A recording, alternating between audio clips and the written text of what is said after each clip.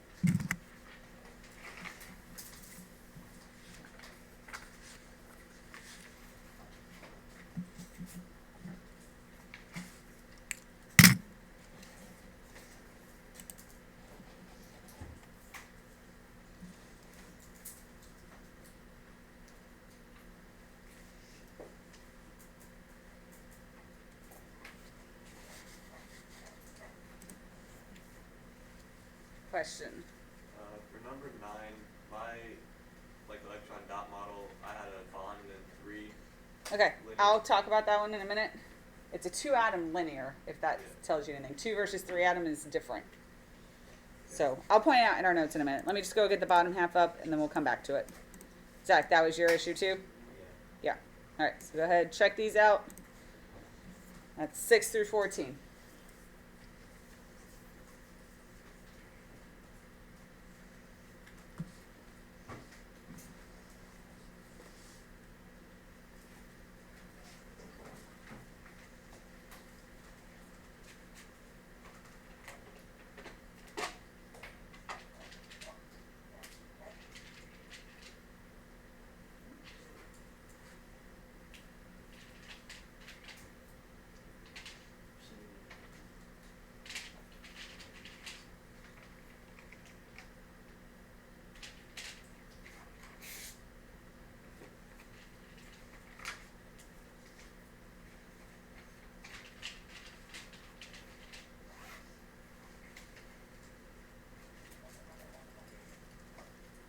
Question.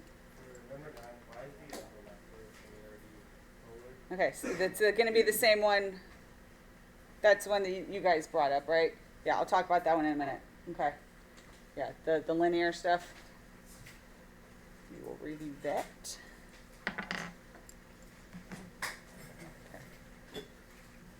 All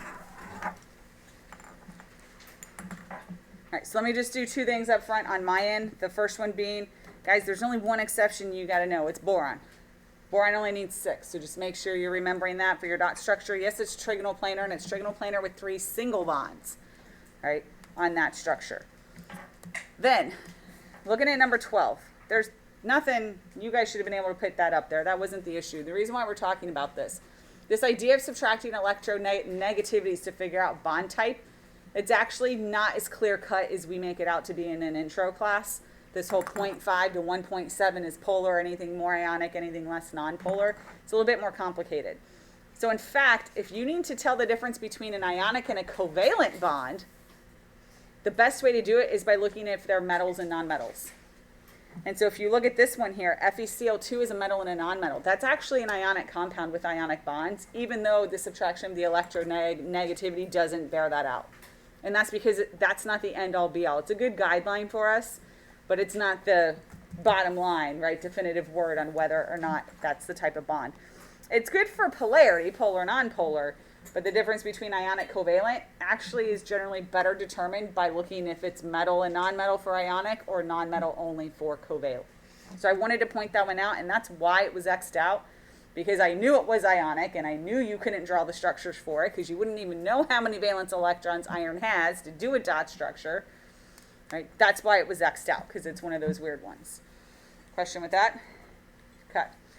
All right, so let's talk about the linear thing. If you guys remember in your notes, there was 2 different categorizations, sure, for linear. So if you notice here, we said it was nonpolar if it was linear with 3 atoms. That's because you're going to have a right bond and a left bond that are going to be canceling each other out.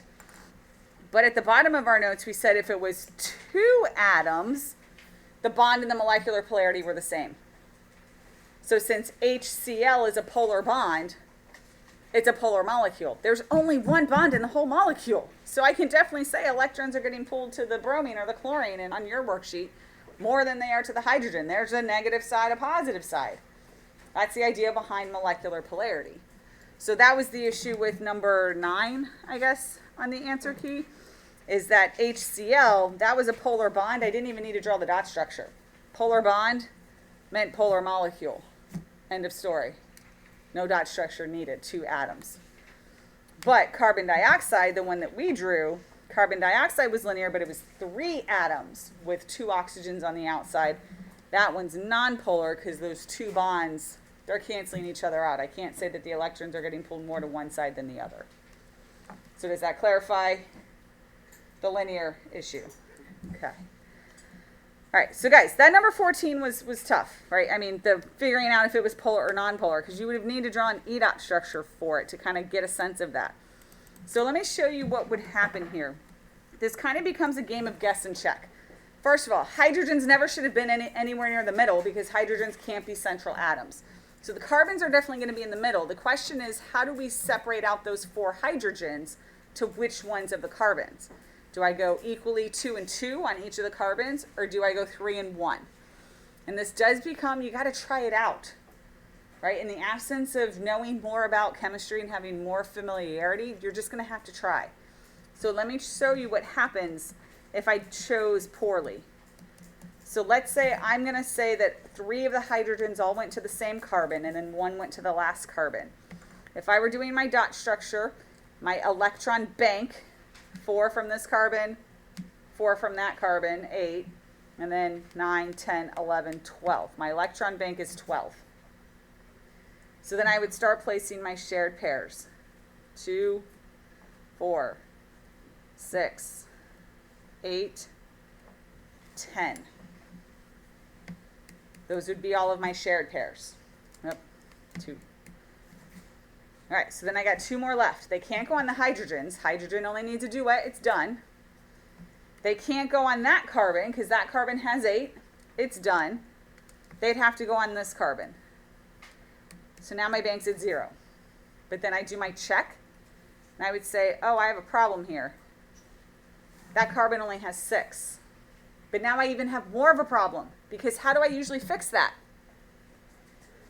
You take a lone pair and you make it a shared pair. Guys, where is there a lone pair next to that carbon? We have no lone pairs over here because hydrogen's done. And guys, all of these are shared pairs. We can't touch those. We can't move a shared pair to make it a different shared pair. We can only move lone pairs to make shared pairs, which is why this was not the right way to do it. Like, you would have gotten stuck. So let's do it the right way then.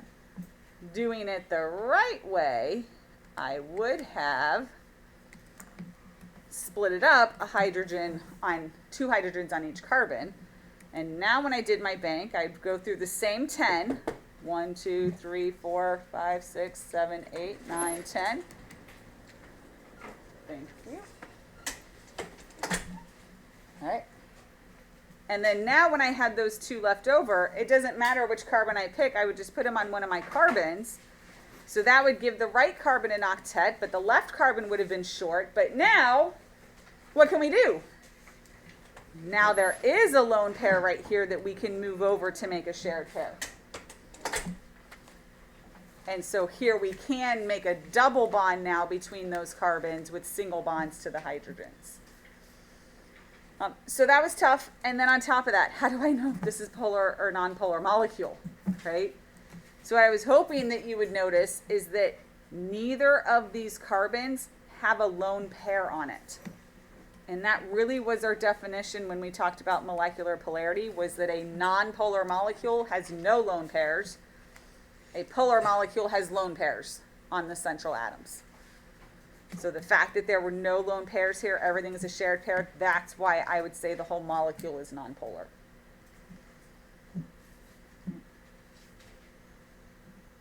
All right, so other questions from that bond and molecular polarity worksheet?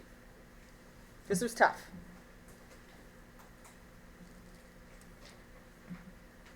Okay. All right, so with that, last call. Okay, so what we're doing today is we're moving to your chemical bonding lab, which puts everything together, all right, regarding structures. So you're going to be working with your groups. You have a bonding kit, you have a calculator, and you have a textbook that has both the periodic table, and we're going to be looking up electronegativity values in the textbook. Right? And from that, you're going to be completing this table. So let me go over the things that you're going to do. You are calculating electronegativity differences. That's why you would need a textbook, and we're looking at page 252 in your textbook. So I know you took pictures with your phone, but we're not going to bring our phones out because you have a book right in front of you to look at it. So you're going to do the subtraction. Notice, show the calculation. Show me this number minus that number. And then you got letters to circle A, B, C for if it is ionic, polar covalent, and nonpolar covalent. The front of this lab does have some more complicated structures, and so I've helped you out by sometimes separating out the types of bonds that are going to be present in the molecule. So we're going to have both hydrogen-oxygen bonds, and we're going to have oxygen-oxygen bonds in this molecule. Okay. All right, then from there, you are going to draw the electron dot structure, the E dot structure, and this will be true whether it is covalent or ionic. If it was covalent, we're going to be doing the electron bank, right? Placing our central atom, shared pairs, terminal atom, lone pairs, central atom, lone pairs, check on your bank, all of that good stuff. But what I want to remind you is if it is ionic, we did notes on ion dot structures at the bottom of page 63 in your binder. I'm going to write that down. But these are examples of ionic ion dot structures. Remember symbol, dots, brackets, charge? And we either had 0 dots or 8 dots, and you just do it as many times as you need to based on the chemical formula. All right, so that was number 63, and I'm going to put that on here, ionic number 63. That's where it is in your binder.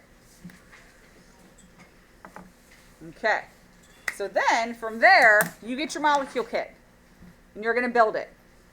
In the molecule kit, I'm going to put this back up in a second, but I'm going to give you a color code key based on the elements that are in your formula. Those are the ones that you're going to grab. And here's the rule. Each one of these has holes in them. Every hole has to be filled. There can be no open holes in your molecule kit, and you can't just have like a stick with nothing attached at the end of it. Right? Everything has to be attached to something else. Every hole needs to get filled up. The only exception to that is you see here phosphorus. You're going to use the black one for phosphorus, which has 4 openings, but you only need to fill 3 of them for phosphorus. But for all the rest of them, they've got to be connected to something every opening in that molecule. Okay? Once you build it, you're calling me over, and I'm going to just be doing laps, so you might have to wait for me to get to you, but I go pretty quick. And guys, I'm checking them off.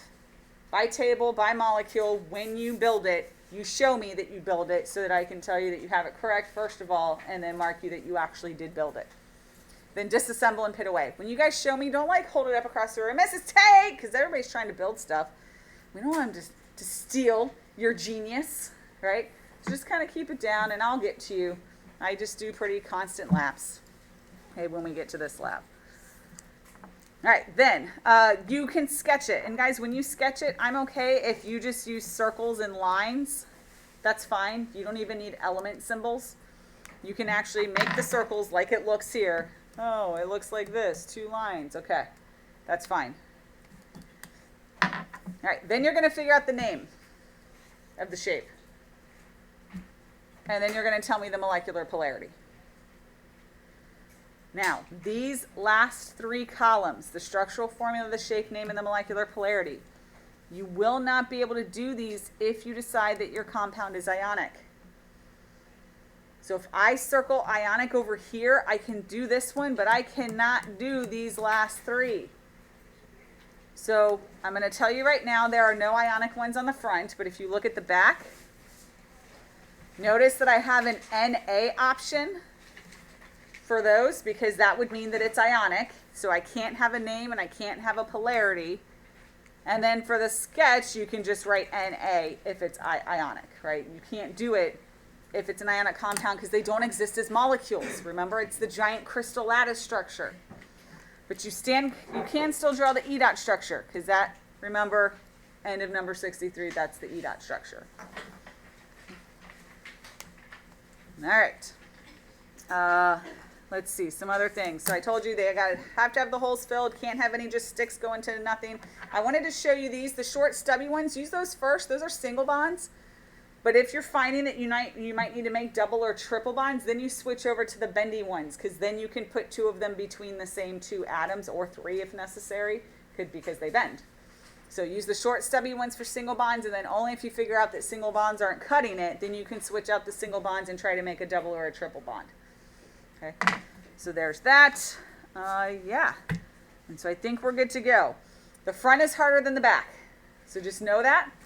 And for that reason, everybody listen real quick. On the front only, I actually suggest that you build it before you try to do the E dot structure, because you're not always going to know how the atoms go together. Kind of like that last example with the 4 hydrogens. How did I know that the 4 hydrogens separated the way that they did?